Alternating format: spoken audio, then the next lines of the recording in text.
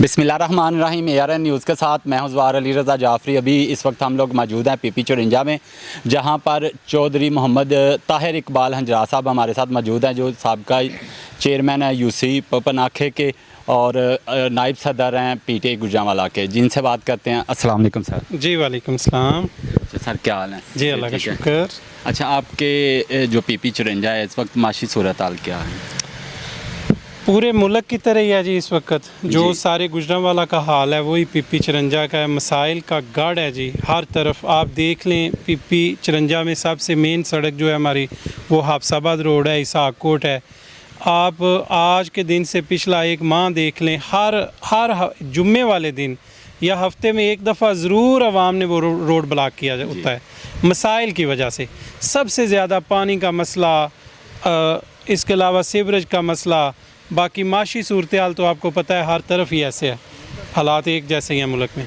नहीं, ये जो नवाब चौक रोड है, मद्दू खलील रोड, इस पे देखते हैं तकरीबन बचपन से देखते आ रहे हैं कि यार पानी का इशू है इस पे। हमारी बदकिस्मती जी, PP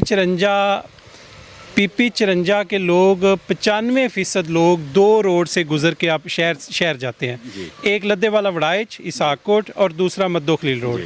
बदकिस्मती से आप दोनों रोड देख लें, दोनों रोड के ऊपर इस वक्त फुट 2-2 फुट पानी खड़ा हुआ है और इंतज़ामिया है कि देखने का कोई बात सुनने को तैयार ही नहीं है। और MPA MNAs हैं नून लीग के जो है हुकूमत चूँकि उनकी है। अवाम ने आपको क्या बताएं कि अवाम ने जो जितनी हो सकता है हद से ज़्यादा हड़तालें की, अपीलें की, रिक्वेस्ट की, लेकिन कोई बंदा सुनने को तैयार ही नहीं है। वो समझते हैं आवाम से वोट ही नहीं लेने तो आवाम के मसले मसाइल क्यों हल करने हैं, वोट ऊपर से कहीं से लेने हैं, तो फिर वो आवाम की सुनते ही नहीं है। दोनों रोड्स का बुरा हाल है जी इस वक्त। अच्छा, मुझे ये बताएं कि इलेक्शन अनाउंस हो चुके हैं, लेकिन मुझे नहीं नज़र आ रहा कि इलेक्शन होंगे। इसके मतलब क्या कहना चाहिए? बदकिस्मती जी हमारे मुल्क की, आप बदकिस्मती कहेंगे ना हम कि देखें, आइन सबसे मेन चीज़ तो हमारे पास आइन है ना। आइन में क्लियर कट है, कोई पाकिस्तान का बंदा ये नहीं कह सकता कि 90 रोज़ में इलेक्शन नहीं हो सकते। हर बंदा कहता है, बेशक किसी भी पार्टी से उसका तल्लक है, इस बात से कोई इनकार ही नहीं कि 90 रोज़ में हर सूरत में जब असम्बली ख़त्म हो जाए, डिज़ाल्व हो जाए, 90 रोज़ में इलेक्शन होने हैं, लेकिन करवा ही नहीं रहे। ताकत के बलबूते पे नहीं करवा रहे, अपनी मर्ज़ी कर रहे हैं, मुल्क का बेड़ा गर्क कर रहे हैं। और एक आइन ही तो हमारे पास था और रह क्या गया है, तो वो भी नहीं, उसकी आइन की भी नहीं मान रहे, इलेक्शन ही नहीं करवा रहे। अच्छा, मुझे ये बताएं, हुकूमत ने 10 अप्रैल को इलेक्शन कमीशन को 21 अरब रुपए देने थे। जी। लेकिन वो 10 डेट गुजर चुकी है, अभी तक 1 रुपया भी इलेक्शन कमीशन को नहीं मिला। इसके मतलब क्या कहना चाहिए? सब गैर कानूनी कर रहे हैं। उन्होंने इलेक्शन कमीशन ने उन्होंने जो फ़ंड देना था इलेक्शन कमीशन को, उन्होंने असम्बली में करारदाद मंजूर की है जो कि 100% गलत है। सुप्रीम कोर्ट के आर्डर के ख़िलाफ़ आप असम्बली में करारदाद कर ही नहीं सकते। उस पे उन्होंने 40-42 MNAs के साइन करवाए हैं कि जो कि सीधा जो है ना वो आइन की खिलाफ वर्जी है। और हटदर्मी से काम ले रहे हैं, इलेक्शन कमीशन को नहीं पैसे दे रहे कि कहीं इलेक्शन ना हो जाए। अगर इलेक्शन हो गया तो सबको पता है कि आवाम का जो इन्होंने हाल कर दिया पिछले 1 साल में, हर बंदे ने PTI को वोट देना है, किसी बंदे ने PDM को वोट नहीं देना, और हटदर्मी से काम ले रहे हैं जी। अच्छा, मुझे ये बताएं कि ये जो करारदाद इन्होंने असम्बली में पास किया है, आया इस फैसले पे कोई फ़र्क पड़ेगा? नहीं, फ़र्क बिल्कुल नहीं पड़ेगा। बिल्कुल गलत किया इन्होंने। ये करारदाद जो की है इसकी कोई हैसियत नहीं है। और सबसे बड़ी बात कि ये करारदाद ही गैर कानूनी है।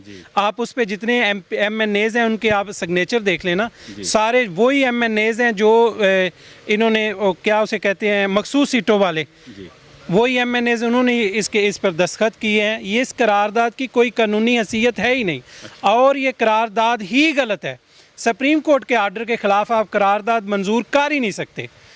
अच्छा, मुझे एक और बात है, राना सनाउल्लाह कह रहा है कि अगर इलेक्शन हो गए तो मुल्क तबाही के दहाने पर चला जाएगा। इसके मतलब क्या कहें? नहीं, गलत बात है। अगर इलेक्शन हो गए तो सिर्फ ये जो टोला मसल्लत हुआ है ना, ये तबाही के दहाने पे ज़रूर जाएगा। करप्ट लोग ज़रूर जाएंगे, करप्शन ज़रूर ख़त्म होगी, लेकिन आवाम की हुक्मरानी होगी।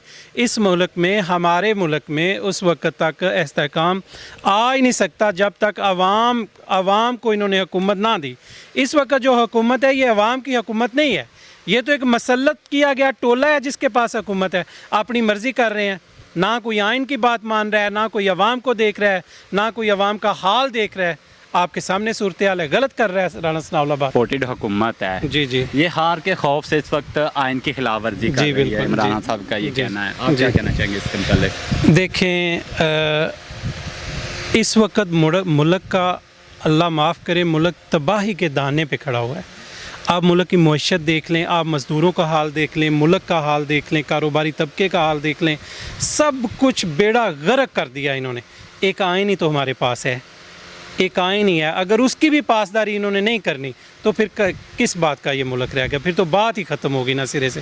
जब आइन ही ना रहा, आइन की पासदारी ना रही, तो फिर मुल्क भी खुदा न खास्ता ख़त्म ही समझे आप। फिर क्या रह गया हमारे पास? अच्छा, पीपी 54 में इस वक्त सीवरेज के अलावा और क्या क्या मसाइल है यहाँ पे? आवाम सबसे बड़ा सीवरेज का मसला है पीपी 54 में। मैंने आपको 2 रोड्स बताए थे पीपी 54 में, जो लोग शहर जाते हैं या शहर से वापस अपने हल्के में आते हैं, ये 95% 2 रोड से गुजर के आते हैं, हाफसाबाद रोड और मद्दो खलील रोड। दोनों का बेड़ा गर्क हुआ है इस टाइम, दोनों पे फुट 2-2 फुट पानी खड़ा हुआ है। इसके अलावा यहाँ साफ़ पानी का पीने का मसला है। इसके अलावा यहाँ मैं अपने गांव की बात कर रहा हूँ, इधर हमारे गांव में स्कूल्स का इशू है, अभी तक मिडिल स्कूल हैं हाई नहीं हुए। तालीम का भी इशू है, सेहत का भी इशू है, पानी का भी इशू है, सीवरेज का भी इशू है। मसाइल का गाढ़ है हमारा हल्का भी, पीपी 54। आपका भी कसूर है, मेरा भी कसूर है, हम लोग क्यों नहीं इशू लेते? नहीं, आवाम का मैं बिल्कुल नहीं, माजरत मैं अपनी आपकी बात से बिल्कुल इत्फाक नहीं करूँगा। हमारा कसूर तो तब हो कि अगर हमने वोटों के ज़रिए इस हुकूमत को हम लेके आए हो, फिर तो आप कह सकते हैं भैया आपने वोट दिए हैं। ये वोटों के ज़रिए तो आई नहीं, ये सारी इम्पोर्टेड टोला है जिन्होंने कब्ज़ा किया हुआ है, ताकत के बलबूते पे कब्ज़ा किया हुआ है। इनकी वजह से मुल्क का ये हाल है, PDM की वजह से मुल्क का हाल है। अवाम के लोग पर्ची से अगर फैसला करें तो अपना ख़ास नुमाइंदा लेके आ सकते हैं। बिल्कुल जी, ये हमारे मुल्क का इस वक्त जो मसले मसाइल हैं, इसका सिर्फ़ और सिर्फ हल ये है कि अवाम के ज़रिए जो लीडर आगे आएंगे उन्होंने ये मसले हल करने हैं। अवाम को ताकत दें, जिसको मैं और आप आम लोग जिसको लेके आएँ, वो लोग आगे आएंगे तो मसले हल होंगे, वरना मसले नहीं हल होंगे।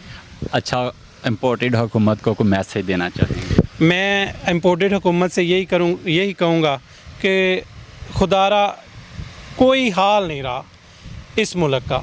आप देख लें, मज़दूर तबका देख लें, कारोबारी तबका देख लें, बिजनेसमैन, हर तबका ही मुतासर हो गया है, बिल्कुल तबाही के दहाने पे चला गया है। और इसके अलावा हमारे पास सिर्फ आइन ही आइन था, अब उसकी भी आप पासदारी नहीं कर रहे। मेहरबानी करें, कम अज़ कम आइन की तो पासदारी कर लें। इलेक्शन होने दे, अवाम जो फ़ैसला करे वो आप भी माने, हम भी माने, ताकि ये मुल्क अच्छी डायरेक्शन पे चल सके। महंगाई इस वक्त बहुत ज़्यादा हो रही है, इसके मुताल्लिक क्या? वजह यही है महंगाई। ये जो हुकूमत PDM जो 11 जमातों की हुकूमत बनी हुई है, इनका अवाम को रिलीफ देने का तो मंशूर ही नहीं है ना। इनका तो मंशूर है कब्ज़ा, इनका तो मुल्क पे जो किया हुआ है, इनका मंशूर है अपने केसेस ख़त्म करने, अपने करप्शन के केसेस ख़त्म करने, वो मंशूर है। अवाम को तो इसलिए रिलीफ मिल ही नहीं रहा, महंगाई तो खुद होगी। आटे का थैला अवाम को दे तो रहे हैं इस वक्त। नहीं, वो आटे का 10 लाख का कार्ड बंद कर दिया, सेहत कार्ड, और बेकारी बना दिया अवाम को। बिल्कुल, आप देख लेना जी, फ़ी बंदे को इमरान खान ने 10-10 लाख रुपया दिया हुआ था, वो बंद करके एक आटा दे दिया, एक थैला दे दिया आटे का। लेकिन आप कभी गौर करें ना, उस आटे के थैले के पीछे भी, अगर मैं अपने गांव को बात करता हूं, 30,000 की आबादी है। अगर फ़र्ज़ करें यहाँ से 5,000 बंदे को उन्होंने आटा दे दिया, फ़र्ज़ करें, अबल तो दिया नहीं है इतना, 5,000 बंदे को एक थैला आटा फ्री दे भी दिया, बाकी जो 15,000 बंदे हैं उनको आटे का रेट 800 से लेकर 1600 तक बढ़ा दिया, तो फ़ायदा क्या हुआ? अवाम तो फिर ज़लीलो ख्वार हुई ना जी। चलें, बहुत शुक्रिया सर जी, मेहरबानी। अस्सलाम वालेकुम जी। जी वालेकुम चौधरी साहब, सलाम। क्या हाल है? जी अल्लाह का शुक्र है सर, ठीक ठाक। अच्छा चौधरी साहब, आज इमरान खान का जो निकाह ख़्वां था 34 सईद, उन्होंने अदालत में बयान दिया, इसके मुताल्लिक क्या कहना चाहेंगे? जी बिल्कुल ठीक है जी, आपने सवाल पूछा है कि मौलाना साहब ने कहा है कि ये गैर शरई है। जी, इस पाकिस्तान को जनाब सियासी जमातों ने और इन उलमा इकराम ने पाकिस्तान को ऑल एक्स बना दिया है कि इधर हर एक चीज़ बिकती है। देख लें कि मुल्ला जब वो निकाह पढ़ाने गया था, इसको उस वक्त नज़र नहीं आ रहा था कि 5 साल पहले 5 साल पहले कि ये गैर शरई है, या घर से तैयारी नहीं कर रहा था, या इस वक्त इन्होंने पैसे लिए थे और अब उससे ज़्यादा मिल गए हैं तो इनका बयान बदल गया है। यही लोग हैं मौलाना फजलुर रहमान के रिश्तेदार जो दीन को बार बार बेच रहे हैं और इस मुल्क की तबाही कर रहे हैं। दीन हमारा इस्लाम है और ये सबसे आला है, बेहतरीन जो है ना। हम पूरी दुनिया में मुसलमान नाम के मुसलमान बेहतरीन है, अमला नहीं। अगर इन जैसे उलमा इकराम इतनी जहालत वाली बातें करेंगे, इतनी घटिया के नालदा हरकत करेंगे, तो दूसरे तो पहले ही इस मुल्क पर चोर लुटेरे इम्पोर्टेड मुसल्लत हैं। तो हमें तो अब उम्मीद नहीं है किसी से भी कि इमरान खान के बगैर कोई इस मुल्क को बेहतर कर सकता है। इंशाअल्लाह इसी वजह से इन उलमा इकराम से यकीन उठ गया है, इन इस हुकूमत के अहदेदारों से उठ गया है जिन्होंने अवाम का जीना हराम कर दिया। और रहती के कसर ये मौलवी साहब भी मेरा ख्याल है ये दुनिया के शायद ही आखिरी जाहिल तरीन इंसान हो जिन्होंने ये भी बयान दे के साबित कर दिया कि हम भी हैं इस इम्पोर्टेड हुकूमत के हिस्सेदार, जो उधर और यजीद शिमर के साथ जिन्होंने फतवे जारी किए थे। और भाई बंदा पूछे अगर इस मामले में, इस निकाह में तुम्हारा कोई खूनी रिश्ता होता तो फिर ये सारी उम्र जायद रहना था। 5 साल बाद उठ के आ गए हैं, कह रहे हैं कि ये निकाह गैर शरई है। तो इंशाअल्लाह इन जैसे लोगों से, जाहिल लोगों से, जालिम लोगों से हमारी जंग है, इमरान खान की जंग है।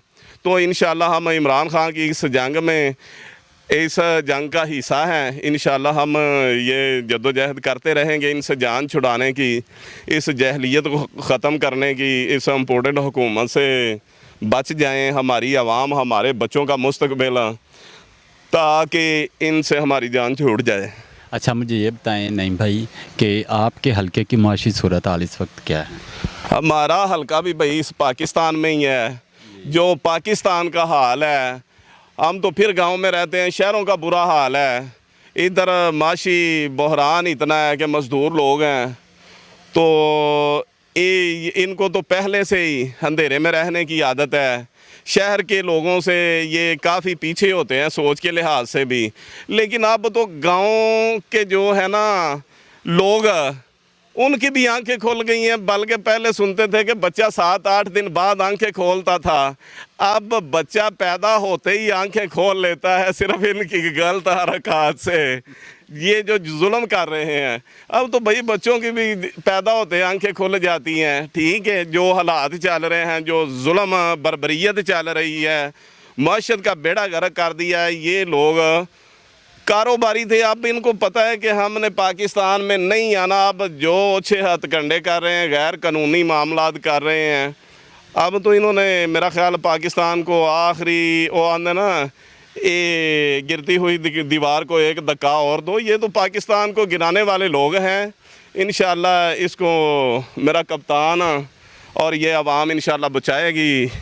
तो अनकरीब ही जनाब इंशाअल्लाह ये बच जाएगा मुल्क, लेकिन सिर्फ इमरान खान की क़यादत में, इनसे कोई उम्मीद नहीं। बहुत शुक्रिया सर। थोड़ी सी आपसे बात करेंगे। मुझे ये बताएं, ईद पर जो तोहफ़ा मिला है आवाम को बिजली महंगी का, इसके मुतल्लिक़ क्या कहना चाहेंगे? देखिए तोहफ़े तो बहुत ज़्यादा, शुक्रिया शाह जी, तोहफ़े तो बहुत ज़्यादा मिल चुके हैं। और आज भी जो है ना वो एक मेरे बड़े भाई ताहिर हंजरात साहब, चौधरी ताहिर हंजरात साहब कह रहे थे, बता रहे थे कि जो मतलब पेट्रोल के हवाले से और इसके अलावा जो है ना वो इलेक्ट्रिसिटी के हवाले से ये सारे गिफ्ट जो है ना वो तोहफ़े हमें मिल तो रहे हैं। लेकिन इसके पीछे ये सारी चीज़ें, मतलब एक तरफ अब बात हो रही थी, आटे की बात हो रही थी, खुद दोनों इसकी चीज़ें हैं वो हमारी पहुंच से दूर हो गई हैं। ठीक है, और आटा है, आटे की सब्सिडी जो है ना वो दी गई है, इंतहाई गंदा आटा है। जब हमारे डोर टू डोर जो है ना वो बिल्स अगर हमारे घरों में जा सकते हैं, तो जो बंदे नॉन अफोर्डेड हैं, जो मतलब बंदे अफोर्ड नहीं कर सकते, क्या उनके घर जो है ना वो डोर टू डोर ये आटा नहीं जा सकता? लाइनों में लग के हमारी माएँ, हमारी बहनें बच्चे बुज़ुर्ग शाम जो है ना वो हो जाती है सुबह से लेके, लेकिन वो तो उसके बाद- भिखारी बनाया ना, वो कहते हैं ना हम भिखारी तो हैं। अब इसके साथ अगर आप कंपैरिजन करते हैं ना, इमरान खान साहब के सेहत कार्ड को 10 लाख रुपया एक तरफ, ठीक है, और जो एक आटे का 10 किलो का थैला है वो एक तरफ। अब मैं तो समझता हूँ कि बेवकूफ़ बंदे हैं जो इसको कंपैरिजन करेगा। जी जी। तो गिफ्ट तो बहुत ज़्यादा दे रहे हैं, और कभी भी ऐसा नहीं हुआ कि मतलब अपोजिशन यानी आयन को आयन ना समझा गया हो, यानी ये तो आयन की भी धज्जियाँ उड़ा रहे हैं, आयन को आयन नहीं समझते, अपोजिशन को अपोजिशन नहीं समझते, यानी इतनी ज़्यादा ज़्यादतियाँ, इतने ज़्यादा मसाइल, इतनी ज़्यादा क्रिएशन, इतने ज़्यादा जो है ना वो मतलब प्रॉब्लम क्रिएट्स इस आवाम के लिए। तो अब माह रमज़ान है, इसमें लाइट का कोई शेड्यूल नहीं है, गैस का कोई शेड्यूल नहीं है, ये इसके अलावा खुर्दोनोश जो है ना वो आसमां को छू रही है, यानी हर चीज़ जो है ना वो आवाम की पहुंच से जब दूर हो जाएगी, तो आप क्या समझते हैं कि ये आवाम क्या दोबारा फिर इस पीडीएम को जो है ना वो आया कि सिलेक्ट करेगी या सिलेक्टेड करने की गलती कर सकती है? ऐसा पॉसिबल ही नहीं है, ऐसा मुमकिन ही नहीं है। अच्छा, राना सनाउल्लाह का कहना है कि अगर इमरान खान ने ये धौंस और ज़बरदस्ती बंद ना की तो अक्टूबर में भी इलेक्शन शायद ना हो, इसके मतलब क्या कहना चाहेंगे? इसके मतलब मैं यही कहना चाहूँगा कि राना सनाउल्लाह साहब बिल्कुल गलत बयानी करते हैं। क्या अपोजिशन के साथ इस तरह की बातें करनी बनती हैं? क्या आइन के साथ पाकिस्तान का आइन, जो पाकिस्तान का आइन है वो मेरा भी उतना ही है, आवाम का भी उतना ही है, राना सनाउल्लाह साहब का भी उतना ही है, इमरान खान साहब का भी उतना ही है, ठीक है।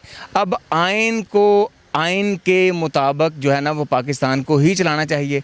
अगर इस आइन को जो है ना वो अगर आप आइन नहीं समझते हैं, इसका मतलब है कि ला इलाहा इल्लल्लाह को आप मानने वाले ही नहीं हैं, यानी इस पाकिस्तान को आप मानने वाले ही नहीं हैं। जो पाकिस्तान हमारा आइन जो है ना उसका वो ला इलाहा इल्लल्लाह है।